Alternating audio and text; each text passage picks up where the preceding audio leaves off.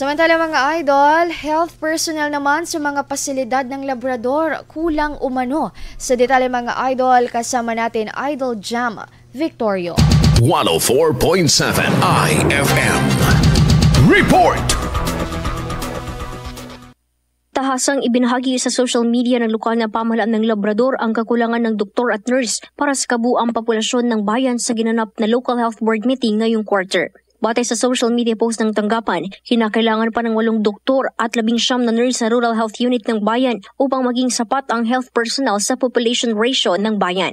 Tinalakay din sa pagpupulong na ibinaba na sa primary level ang laboratorio dahil sa license modification na itinakda ng Department of Health. Inamin ng lokal na pamahalaan na limitado ang kapasidad na magdagdag ng health personnel sa bayan dahil limitado rin ang budget allocation bilang isang third-class municipality. Bagaman maaring makaapekto sa accomplishment ng bayan bilang Seal of Good Local Governance Awardee, positibo na ito'y masusolusyonan at magpapatuloy ang operasyon para sa mga residente. Nakatakda naman na isali ang iba pang lokal na ahensya ng gobyerno sa susunod na Local Health Board meeting ngayong taon. Kasama mo mula dito sa IFM Dagupan, ito si Idol Jam Victorio, Tatak IFM. IFM News. IFM News. IFM News.